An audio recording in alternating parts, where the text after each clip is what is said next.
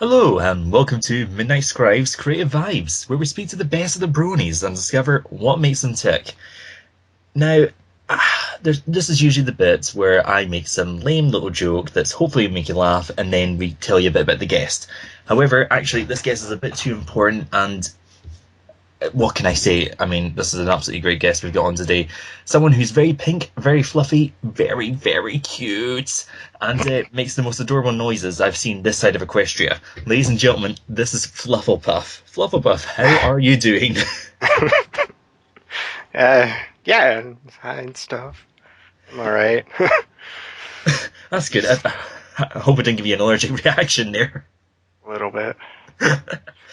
I apologise, it's the Scottish in me, I'm afraid. It's like, Scottish people get near things, we do cause a bit of a reaction. We are made of steel, God does. But, what did I ask you, Flufflepuff? I mean, you're an absolute legend in the community. I mean, you're very much the cult figure. And Flufflepuff, like, I've not known much about you beforehand, but I've heard about you everywhere because obviously there's the various people in the fandom that I've met through the show, and your name consistently comes up. And whenever I've seen Flufflepuff, it's a very iconic character. How did you create him? 4chan. It was just like a late night on 4chan, and I was drawing poofy horses. And then I got this stupid idea to make one show accurate looking. So then that happened. That's pretty much it. No, that's fair enough. Out of curiosity, are we allowed to mention 4chan on the internet without them chasing us? Because I've heard mysterious things about 4chan. If you hear this, we love you. Please don't do anything about me, please. I don't want to get hacked or anything like that. Oh, help. As if Scottish internet isn't already unreliable enough, they'll find a way of making it worse. They'll find something to do. But obviously, like you've been doing Flufflepuff videos, you've got your Tumblr and so on, and the videos in particular have really intrigued me because I've been watching a few of them, and they're really comic. They're quite funny, they're very visual, but they don't tend to really have dialogue as such. They've got the sort of funny noises and whatnot. I mean, how easy do you find it to write those videos without having dialogue? It's a lot easier than with dialogue. So how do you go about making a video? Because obviously the ones I've seen have been kind of maybe not parodies, homages to sort of other popular shows. Particularly like the one I recently just saw was one of we did a mashup with Futurama. Basically, just whatever interests me. I'll get like a spark of an idea, and then I'll just build on it. That's fair enough. I mean, I suppose that's how all creativity comes about. You just got an idea and you just go along with it, which is why I just repeat the same idea on every single show of Creative Vibes, because I've yet to have a second one. Going back to you, Flufflepuff, actually, can you tell us a little bit about yourself? Like, whatever interests do you have apart from being in the MLP community? Yeah, I'm one of those people that kind of try to dabble in everything, but never stick with one thing. So just kind of a list of things I'm mediocre at. Yeah, from like cooking to 3D design and all that junk. I also build computers sometimes. We desperately need computers here. So I've got 2 carrots with an ISBN connection. Ah. I've actually got dial-up right now. I've got AOL from the 1990s here and 1990s fax beside me. I just found a box of AOL discs if you want any. Oh, listen, look, that would actually make our computers more modern here if we had it. Oh, no. Listen, let me tell you something. The 1980s came to Scotland around about 2010. We've been trying to catch up ever since. We're just we're a lovely place. We're, beautiful landscapes, lovely weather most of the time.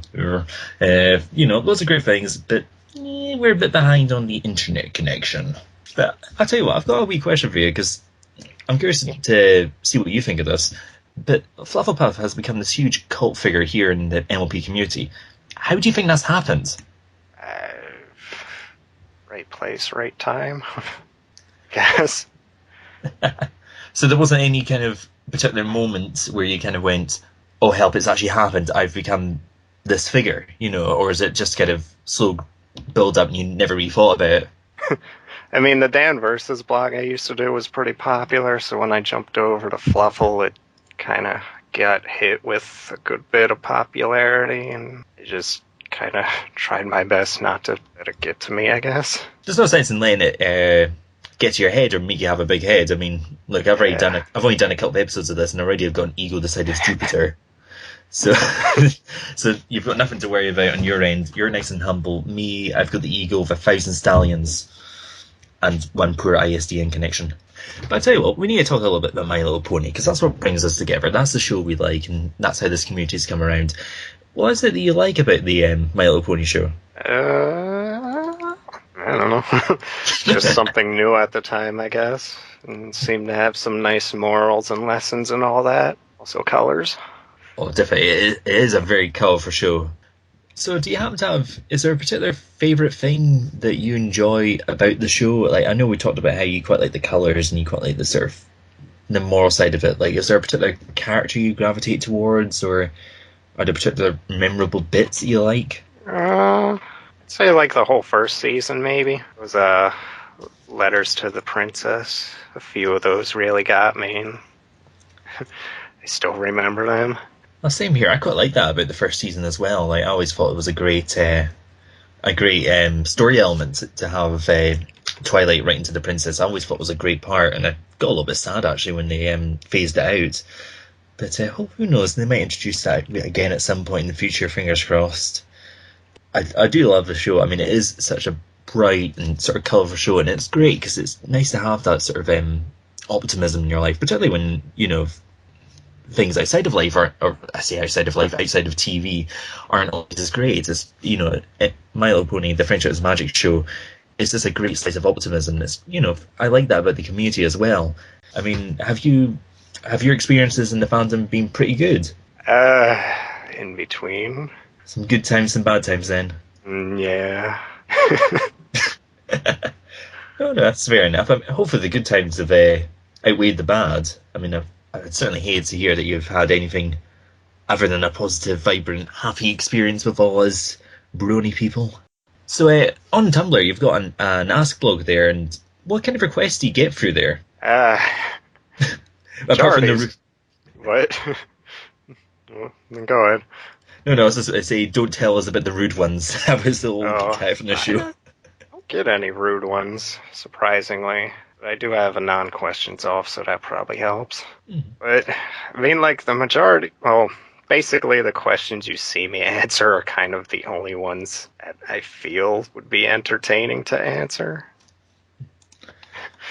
All right, I'm going through it right now, and, you know, there's people just asking, are you friends with Derpy? What's your cutie mark? Just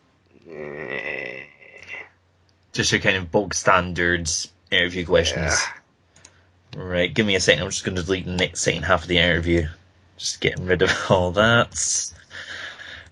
Just getting rid of the obvious questions. Hang on a sec. I'm just going to quickly type in a different question. I need something different here that isn't actually the question I was going to ask. Okay, I've got a question here that you will not have been asked. Okay. What are your opinion on carrots? On what? Carrots. Carrots? I like them with ranch. That's more than me then. I've never been able to get into carrots. Like, they say it's good for your eyesight. I've stuck them in there. They don't work. No, I'm afraid it doesn't work. Like, I'm just trying to get the vegetable references in. I'll fit in one bit lettuce if I can find the right gap. On taco, that's not a vegetable. Last time I checked, unless... If a taco's a vegetable, then I'm going to have my 5 a day pretty soon. Does a fajito count as one of your 5 a day? I should ask my parents. They have them every other weekend. So what's your inspiration? Inspiration? Oh, for anything? Oh, for the work you do. Like, you say, like, obviously we talked a little bit about your videos. And, like, in terms of... Yeah, but just in terms of perhaps your art, the live streaming, like, what things inspire you to do what you do?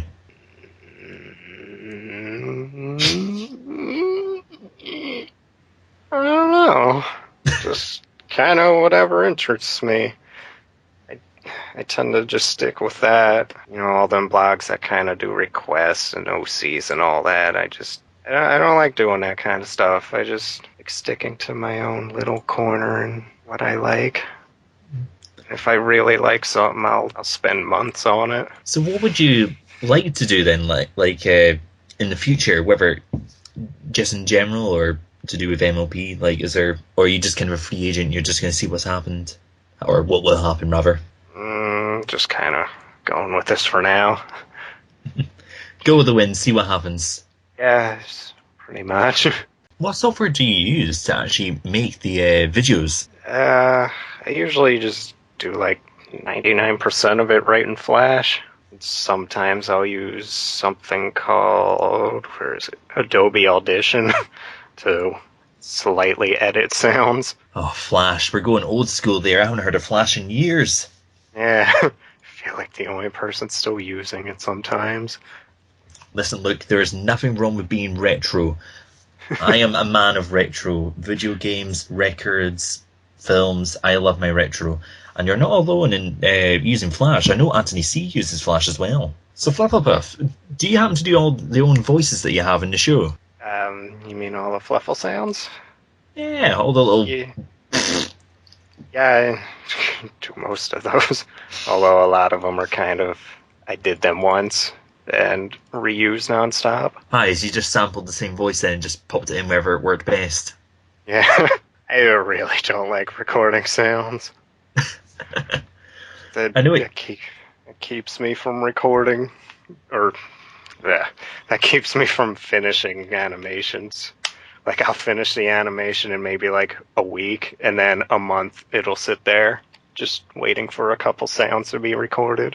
And well, you mentioned animations there and whatnot. Whatever fandoms do you take part in, like, or that you do art for? I don't think I'm really involved in any fandoms. I tried to get into the MLP one, but I always felt kind of like sitting in the corner watching everyone. So I just... So how do you feel about that then? Because obviously you've got a character who is incredibly popular in the sort of MLP fandom, yet you're kind of, by your own admission there, kind of on the periphery. So does that ever feel odd to you, or does that ever kind of, like, how do you feel about that? It was pretty sad in the beginning, because, I got into this fandom in hopes to make friends and all that. And then I have people, like, outright avoiding me just because of a follower number on some site. But I don't know. I guess I kind of got used to it again. Doing my own thing now. Listen, we're sending you hugs from Scotland because, we hope you're alright, and we hope that, you're able to enjoy what you're doing, even if you're not part of the fandom. Because it's not everyone that we've interviewed in the show who have done MLP stuff have been necessarily fans of the show. Like, we interviewed Relicious on the first season, and he wasn't necessarily an MLP fandom person as such, but he did art in the community and he liked the people that were in it. So, it's not unusual to do work for this Brony community, but not necessarily be a part of it. But I hope that, you'll experience more of the positive side of it and find more friends out of it soon, because you sound absolutely lovely, Flufflepuff, and it'd be nice to see a bit more of you, even just to say hi and see how you're doing. I think we'd all like that. But I tell you what, Flufflepuff, is there anyone you would like to work with in the community, or is there particular people you'd like to collaborate with? Anyone? In that case, let's make this a casting call. Anyone who's out there, if you want to collaborate with Flufflepuff, get in contact now. Links are in the description below. Terms and conditions do not apply. Kind of not joking though. Like, really, anyone. Anyone that knows what they're doing. I've had countless number of people that kind of, here's an idea, do it for me. Oh, that's not working with. There's a handful of voice actors I would like to have. Maybe a couple animators that I can't think of right now. Is there anything we could perhaps do to help you or your work? Creative Vibes, we're proud to help out the people who are far more popular than us and have way more views and much more fans. But we'd like to help out where we can. Is there anything we can do for you? I don't know. If you know any other podcast people or artists or anything, just MBS show. We do. We will get the relevant letters out there and we will write up the acts and the documents. We will fight them on the beaches. We will fight them in the sea, and we will fight them in the air. We will get you to other places, Flufflepuff. Do not worry about that. But I'll tell you what, we shall wrap it up just there for just now. Hopefully I've enjoyed myself, Flufflepuff. It's been absolutely great speaking to you. I know this has been a unusual thing for yourself. I know you're quite shy and this is a bit different, but we really appreciate you coming on, and I hope you've had an alright time and a bit of a laugh, if nothing else. Yeah, it's fun. That's nice. That's good to hear, man. That's good to hear.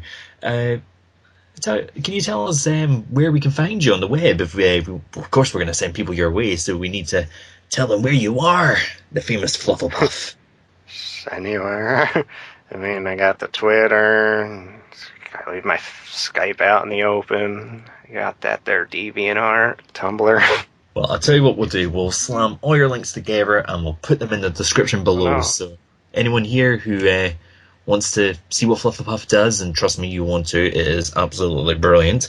Just check the description below. And I've got to tell them. How are we meant to publicise you if we don't tell them?